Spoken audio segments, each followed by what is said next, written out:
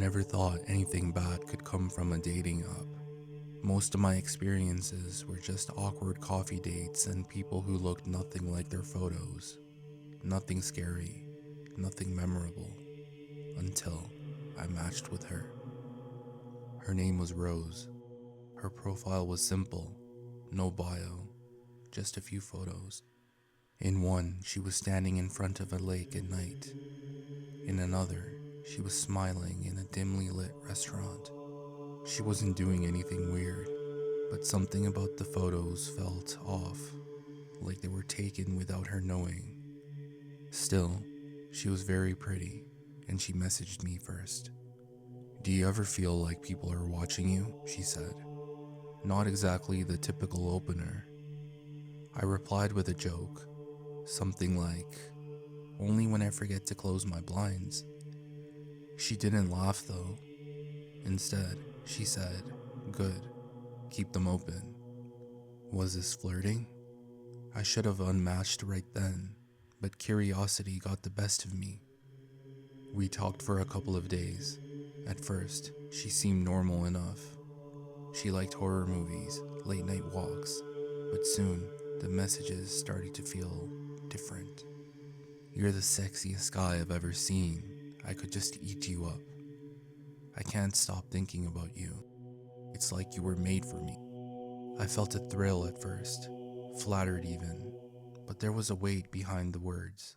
Something didn't feel right.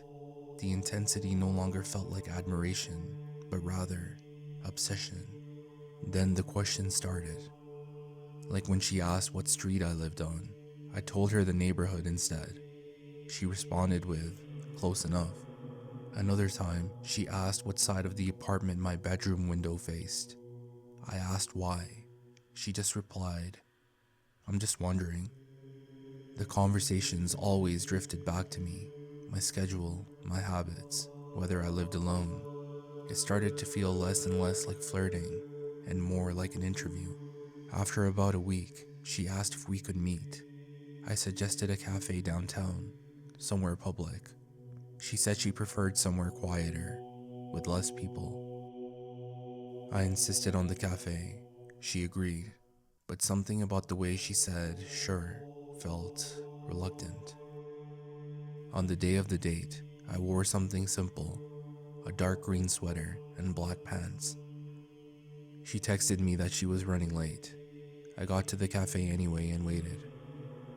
10 minutes passed, then 20. Finally, my phone buzzed. "Look behind you." I turned around expecting to see her walking up, but no one was there. I texted back, asking where she was. She replied instantly, "I can see you." A chill went through my spine. I looked around the cafe. People were just sitting there drinking coffee, working on their laptops. No one seemed to be paying attention to me. Then another message came through. "You look different in person." My stomach tightened. That was when I realized something. I had never told her what I was wearing. I stood up and walked outside. I thought maybe she was in a car nearby or standing across the street watching. But there was nothing, just passing traffic. I texted her again, asking where she was. Her reply came a minute later. "I had to leave," she said. I asked why. She said, "You brought your car today." That confused me. I told her I didn't even own a car. Most days I just walked where I needed to go, whether it was work, groceries, late night coffee. Everything was close enough. I lived in a small second floor unit above a row of shops downtown. That's why the cafe I suggested was only a few blocks away, close enough that I would normally just walk. But earlier that afternoon, my dad called and asked if I wanted to borrow his car for the day to run a few errands for him. I almost said no. Driving somewhere that close felt pointless, but I took it anyway. Her typing bubble appeared, then disappeared, then appeared again. Finally, she sent one message. "I thought you would walk home." My stomach dropped. I didn't reply after that. I just unmatched her. I tried to brush it off as someone being weird online, but that night, around 2 a.m., I woke up to my phone vibrating on the nightstand. Unknown number. I ignored it. It rang again and again. Finally, I answered, still half asleep. Hello? With my voice still groggy. There was complete silence on the other end. Not even static, just breathing. Slow, uneven. Then a voice finally spoke. Soft, almost whispering. But something about it felt wrong.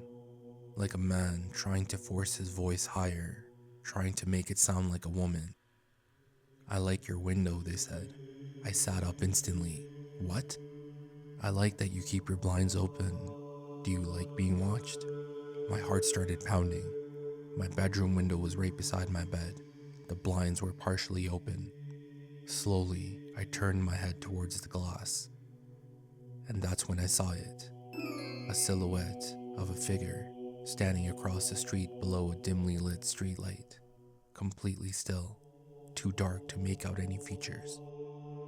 But something about them made my blood run cold. In their hand, something long and thin.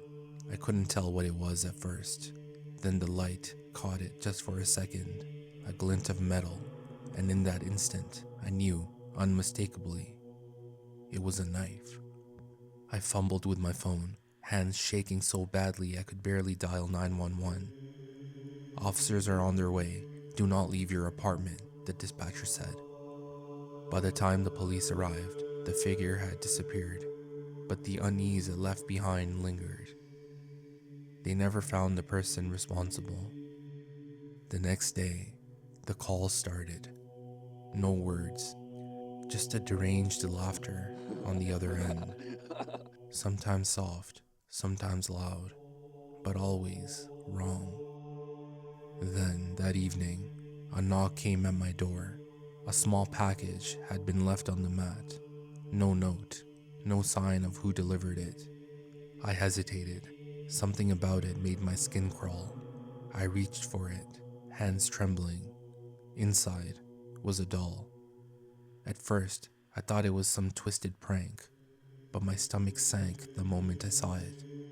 It was dressed in a green sweater and black pants. Its eyes had been gouged out, hair ripped from the scalp in ragged patches. Deep, jagged scars carved through its face, each one a testament to a sick, cruel mind. Ligaments contorted and reassembled where they didn't belong. The chest cavity was shattered, and inside, a single bone was carefully placed, mocking the absence of a heart. Police and forensics later identified it as belonging to Alexander Quinn, a 19-year-old college student who had mysteriously vanished 2 years ago.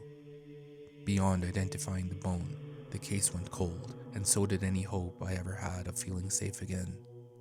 Nothing was the same after that, as if a part of me had been completely annihilated.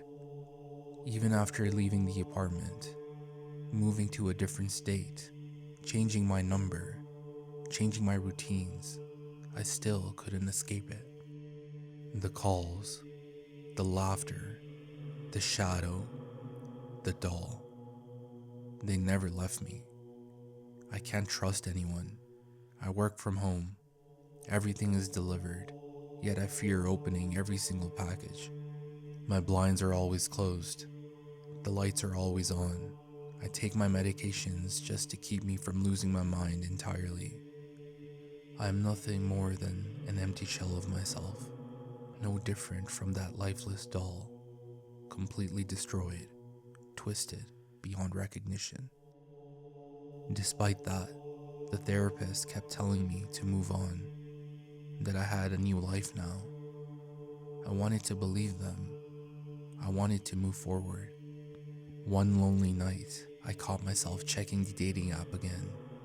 A new match appeared. New photos, new name, but the same ominous message. I still like your window better when it's open. And that's when I knew there was only one end to my nightmare.